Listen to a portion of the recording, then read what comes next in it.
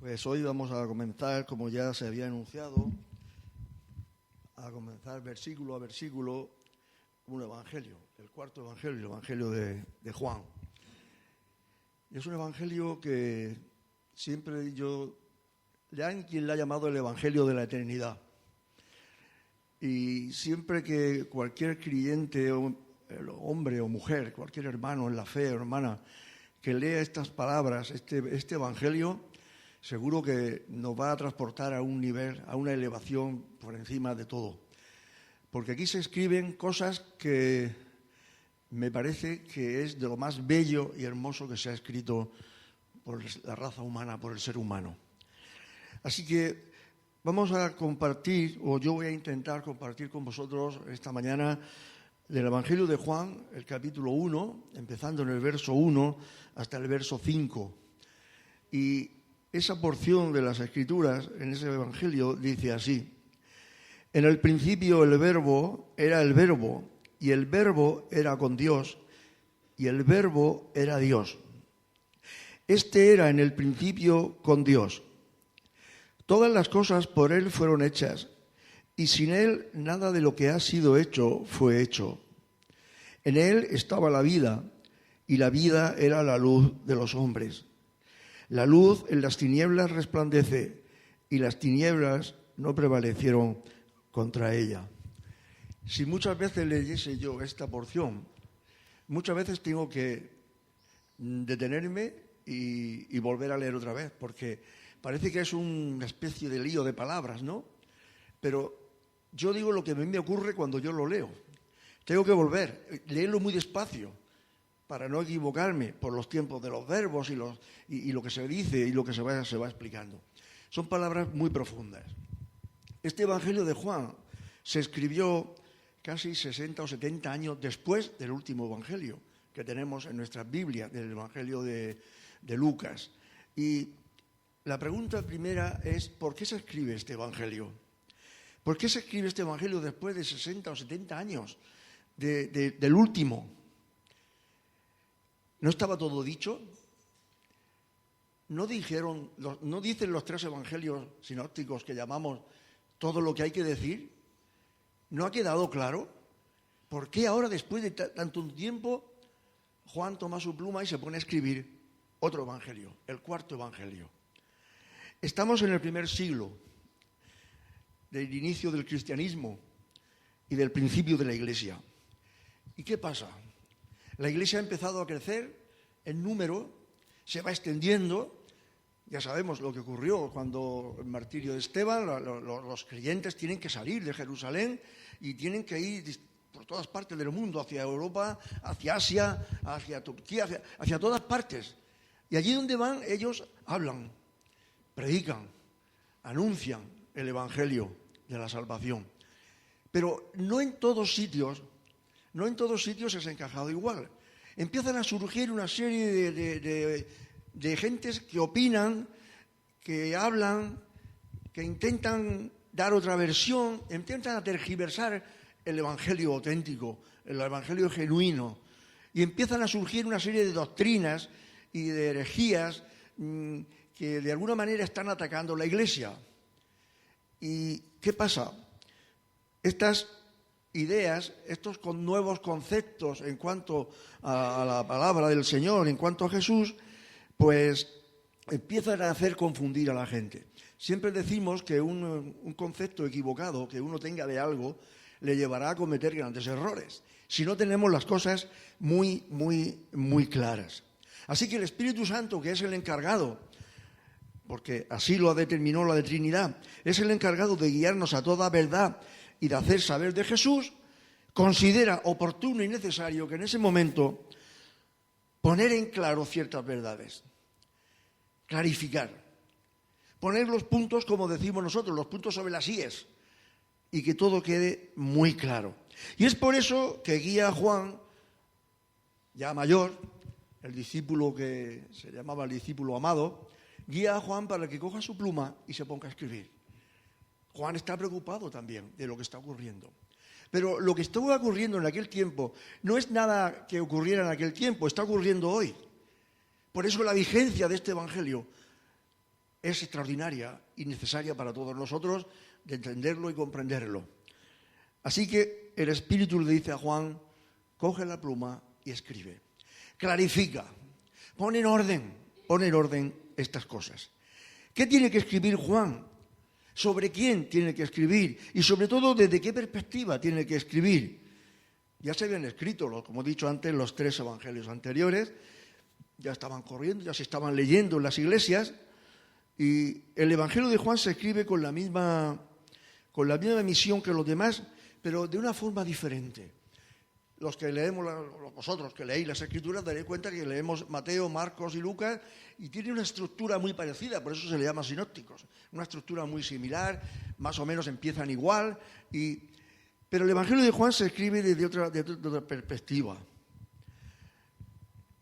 Juan va a transmitir unas verdades, él va a revelar unas enseñanzas, algo que él ha vivido muy profundamente, algo que él tiene que aclarar.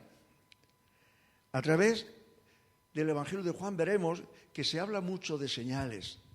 En los demás evangelios se habla mucho de los milagros del Señor. Pero Juan habla de señales. ¿Qué son señales? Señales son marcas que nos indican y que nos llevan en una dirección. Esas son las señales. Y es por eso que a los milagros o los prodigios que hizo el Señor Jesucristo, Juan los marca como si fuesen señales, que nos van marcando un itinerario, que nos van señalando. Y ahora veremos a qué. Así que Juan no habla de milagros, habla de profundas verdades y de señales. El Espíritu por medio de Juan nos va a elevar a un nivel superior. Si leemos estos versículos, si leemos el Evangelio de Juan, nos va a elevar a un nivel muy alto, por encima del que podíamos estar en otro momento. Si lo comprendemos, si entendemos lo que Él quiere decirnos en ese Evangelio. Generalmente cuando una persona dice que quiere leer la Biblia y nos dice, ¿qué empiezo a leer? ¿Qué leo? Y muchas veces decimos, el Evangelio de Juan. Y le indicamos, aunque sería conveniente que leyese el libro de Romanos, pero sobre todo le decimos que lean el Evangelio de Juan. Así que el Espíritu, por medio de Juan, nos va a elevar a un nivel superior. ¿En cuanto a qué? Al conocimiento de Jesús.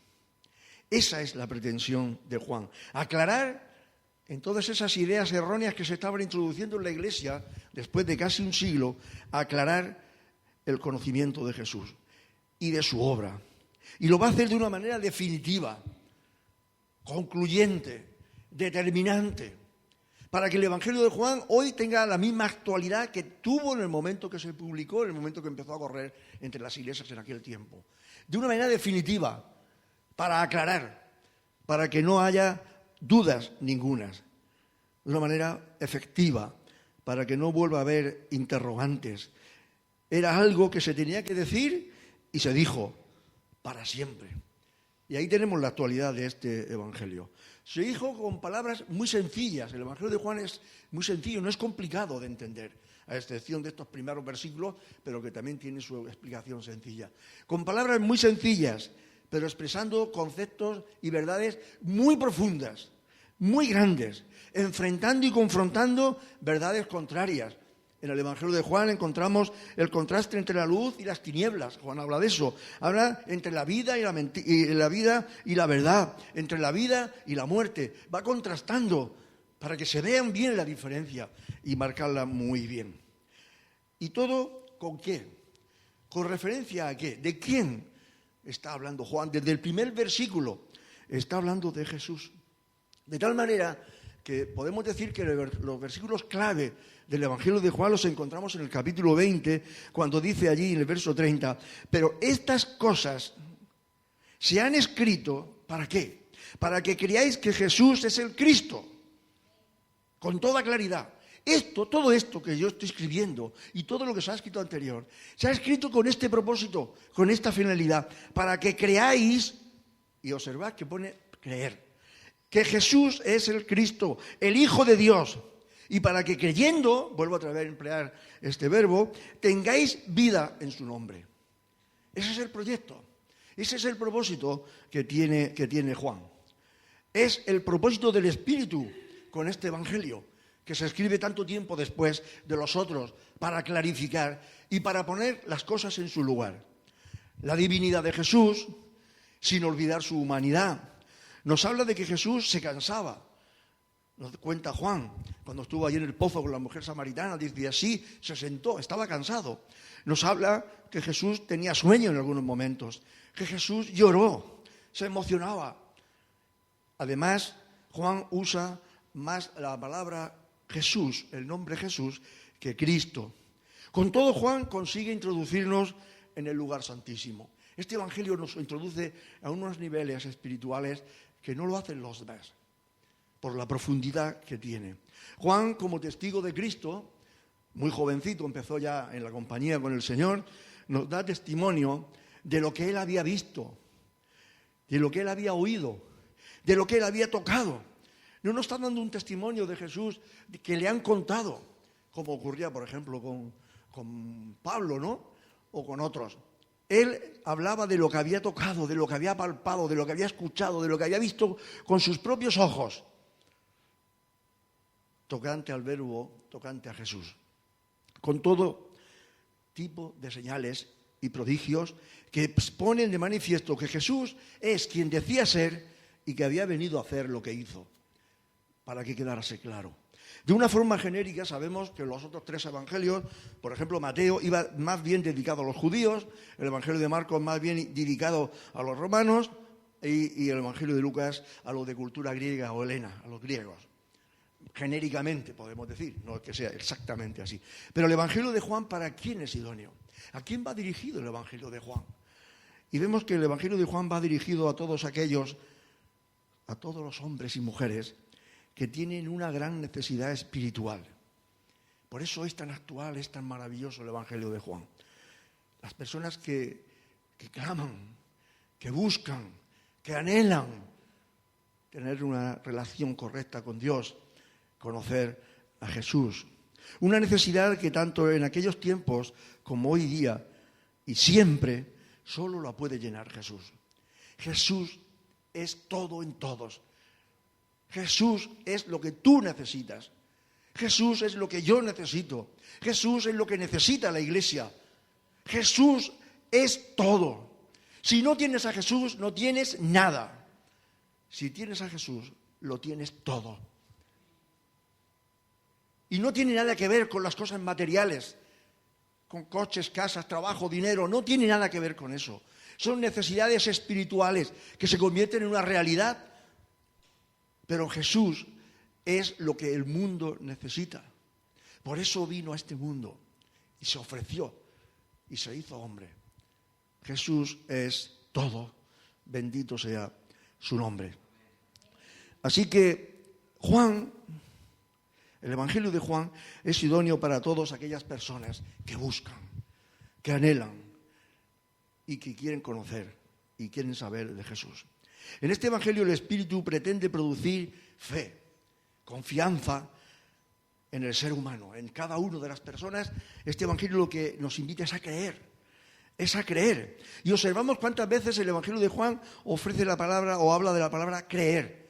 Creer en, creer a, como una actividad de la voluntad. Hermanos y hermanas, muchas veces creer pensamos que es algo ajeno al ser humano. Creer forma parte de ti y de mí. Si tú quieres creer, crees. No es que tenga que venir una luz desde el cielo y te ciegue.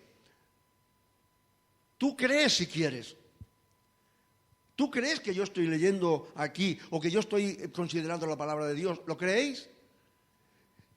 Cuando vas a subir a un avión, ¿tú crees que el piloto es el piloto y sabe conducir el avión? ¿Lo crees, verdad? ¿Cuántas veces nos pasamos el día haciendo decisiones, creyendo cosas? Así que creer lo que nos dice Jesús, creer lo que nos transmite el Evangelio de Juan. Tú si quieres creer, crees. No, yo es que no creo, porque no quieres. Cree la palabra, cree lo que se dice de él, como una actividad de tu voluntad. En los primeros versículos que hemos leído, el versículo del 1 al 5, lo primero que vamos a observar es que ¿de quién nos habla Juan? No hace una introducción para luego llegar a una conclusión. Juan nos está hablando con toda claridad, desde el mismo principio, es de Jesús. Porque es lo que él quiere. Él quiere esto. Y lo va a hacer hasta el último versículo de su Evangelio. Él quiere hablar de Jesús. Pero hablar de Jesús correctamente. ¿Quién fue y qué vino a hacer? Y lo hace de una forma impactante, profunda. En el principio de la Biblia, ¿sabéis cómo empieza? En el principio creó Dios, Génesis 1:1.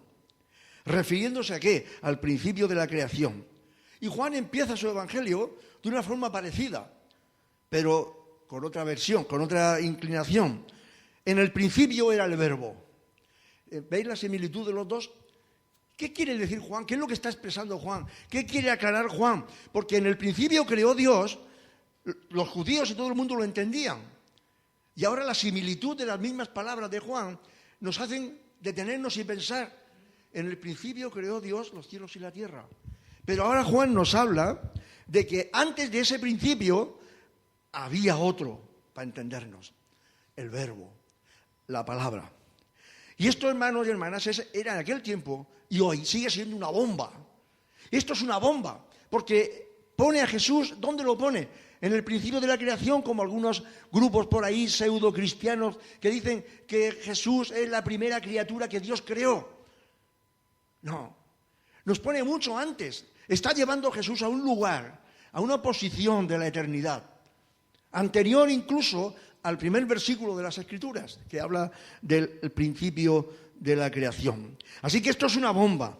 Lo que Juan está diciendo es que antes del principio de la creación, desde la eternidad, Jesús ya existía con Dios, porque era Dios.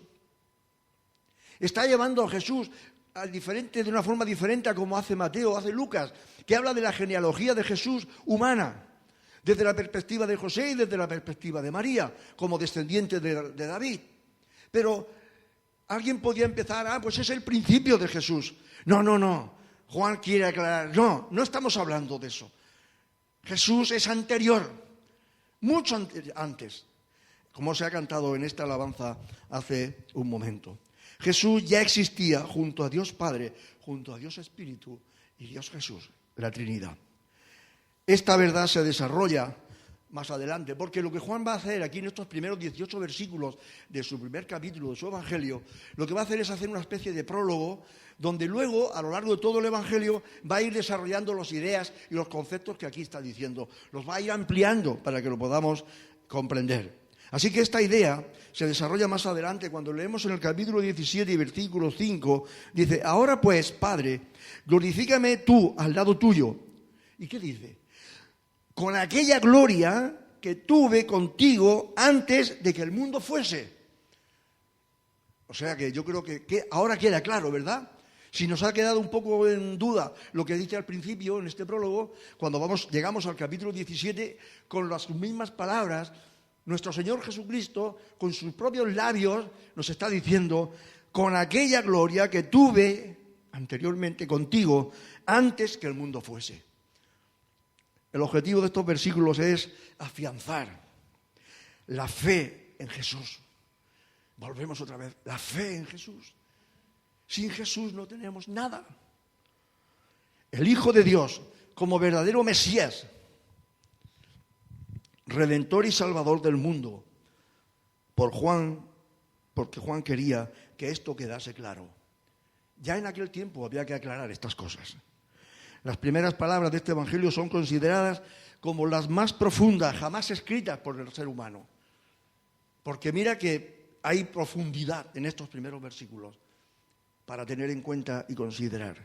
Encontramos en ellas, porque podríamos extendernos muchísimo, encontramos en estos 5 versículos al menos 3 puntos que serían buenos de resaltar y de considerar. Y habla de 3 identidades con las que Jesús se identifica, 3 relaciones con Jesús.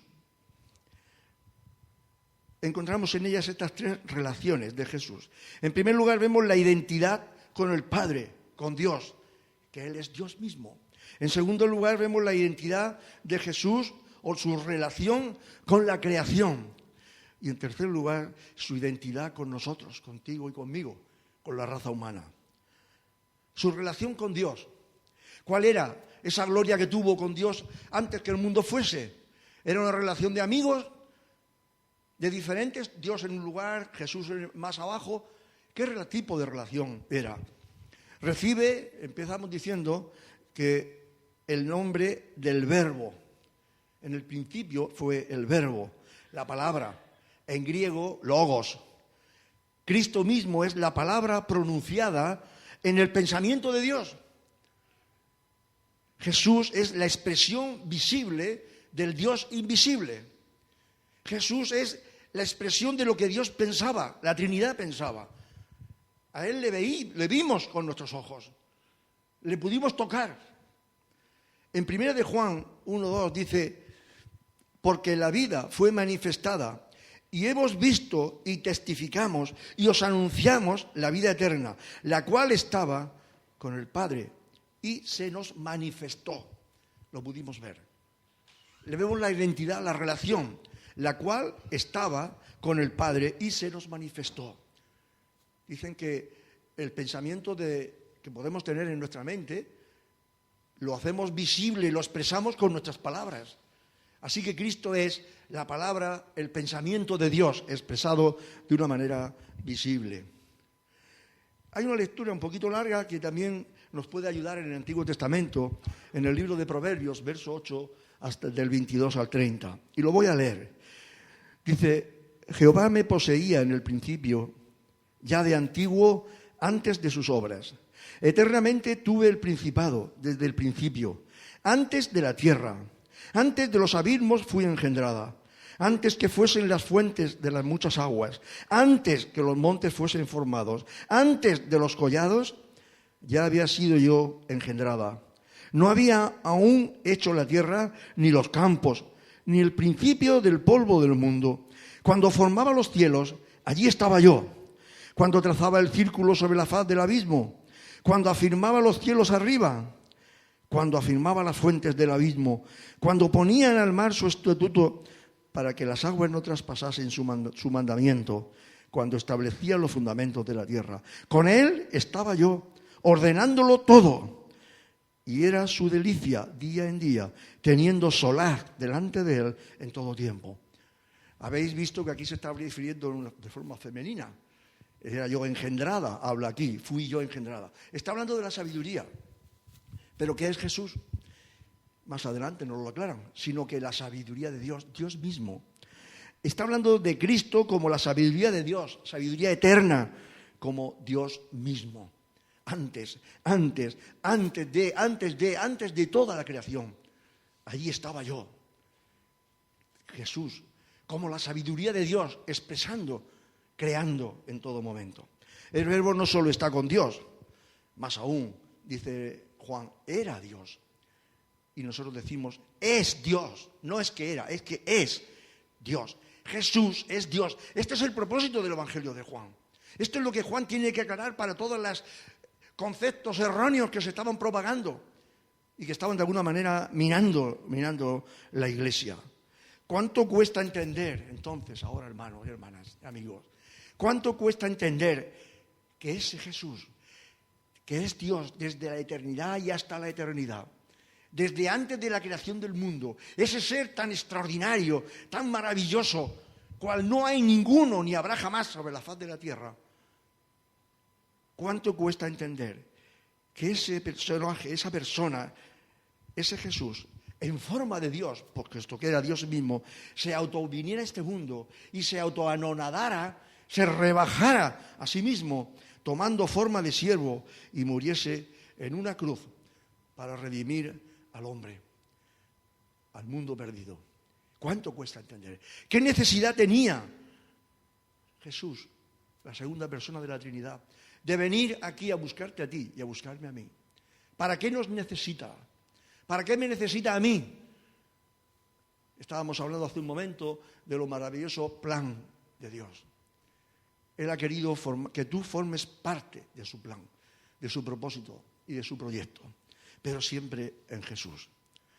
Es un misterio de la gracia entender esto. Un misterio que solo puede ser sondeado y aclarado desde el misterio de la Trinidad. Si no, no hay forma, no hay otra manera. Su identidad con la creación. Hemos visto que Jesús es Dios, está identificado con Él y es Él mismo.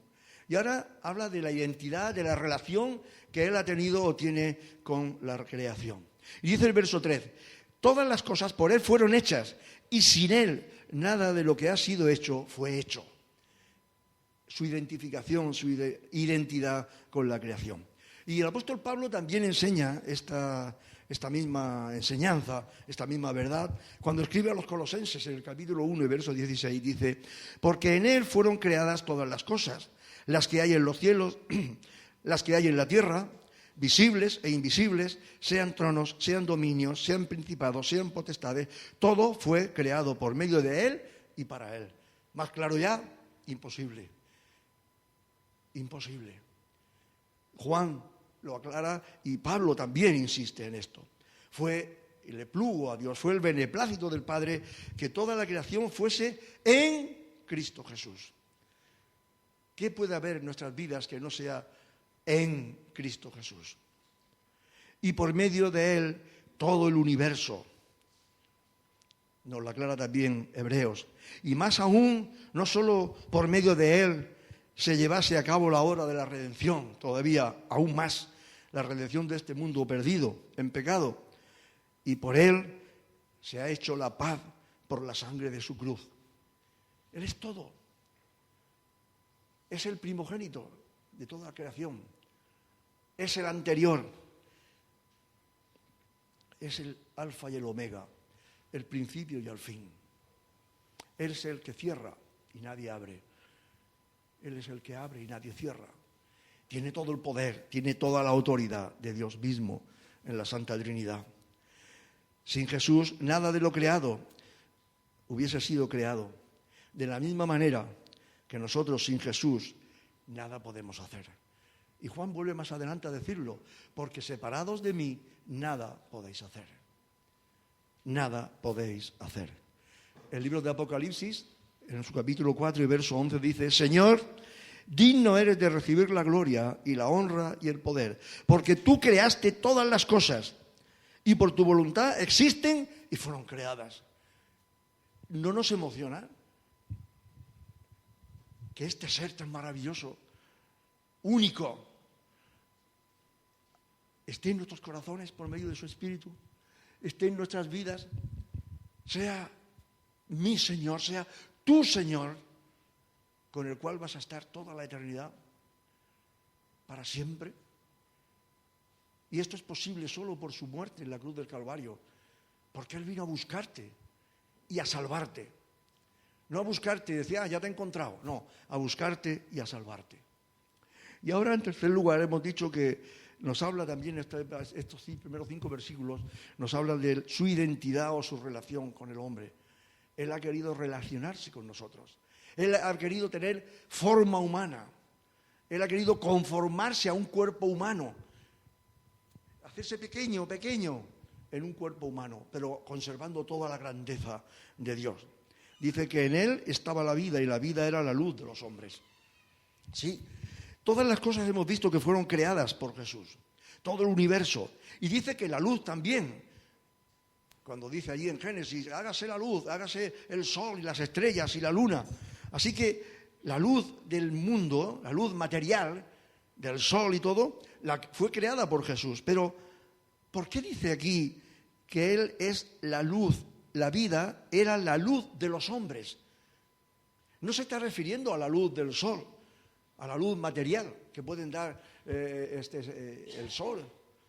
No, se está refiriendo que Él es la luz de los hombres, es la vida del hombre y la luz del hombre.